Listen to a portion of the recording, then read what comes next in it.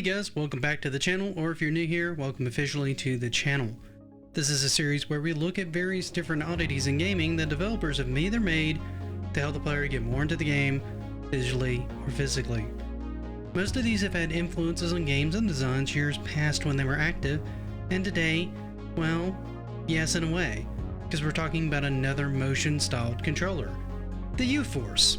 Many of you may know this controller from its appearance on AVGN, where he tried to use it and pretty much failed to do anything effective with it. But let's take a look at when it came out, what the idea was, how it worked, why it didn't take off, and ultimately, what it may have influenced going forward. The uforce was the brainchild of Dave Kapper, who was well known for his work in the toy lines of both He-Man and Micro Machines in the 1980s.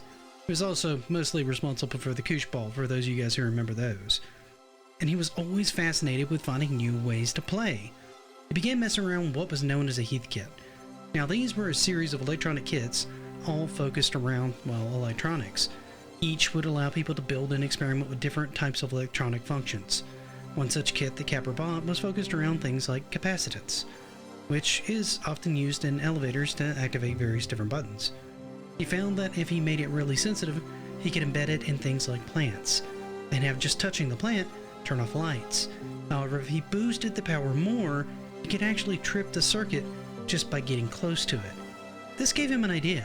What if he could find a way to play games with this kind of technology?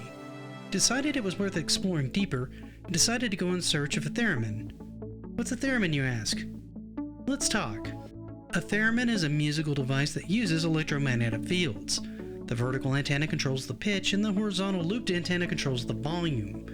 The person playing it can disturb these fields by moving their hands inside the area in specific ways, allowing them to play an instrument without actually touching anything. Dave Kapper thought this was a really cool technology and wanted to kind of apply this idea to his experiment with capacitance. However, he didn't really have the expertise in the area, so he went to talk to the person who was heading up the exhibit, meeting up with Stan Axelrod. He explained his idea of what he wanted to do, and Stan suggested using infrared technology that's commonly used in remotes. So, let's take a look at how the technology behind this thing actually worked to find out how they pulled this off.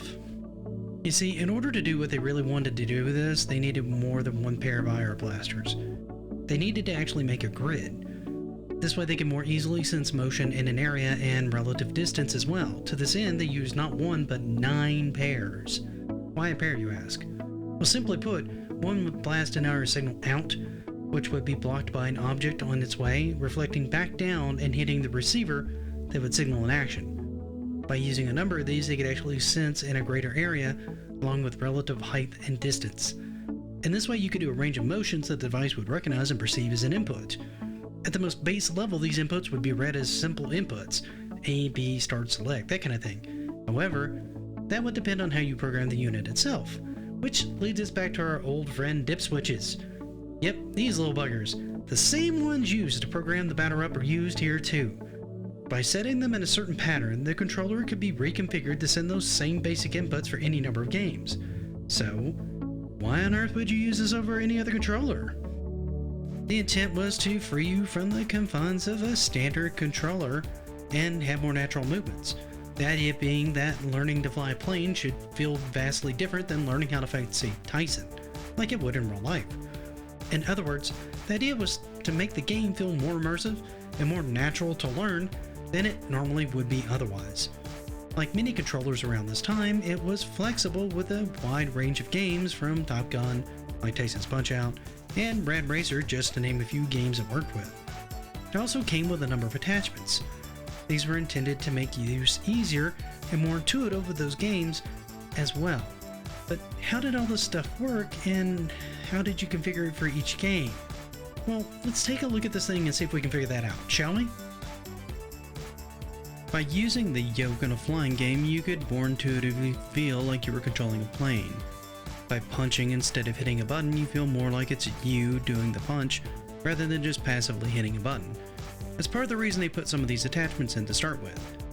The yoke with the grips would flip a reflector on the bottom when it was pressed, reflecting light and causing you to fire. Placing the power bar along the bottom allowed the system to see your punches along the sides of the unit, making it easier to punch in Mike Tyson's Punch-Out. It was meant to be less restrictive and therefore more fun, much how modern VR would use controllers that measure velocity, distance, and height. This sought to do much the same in 1989. Yep, you got it. Once again, we have another step at trying to figure out how to bring our good old friend VR to the masses. Why did it just work with existing games then? Why didn't it have its own games? Full of questions today, aren't we? Well, the answer is simple. It did, or it would have, could have? Point is, a game called uforce Power Games was developed by a company called TOS.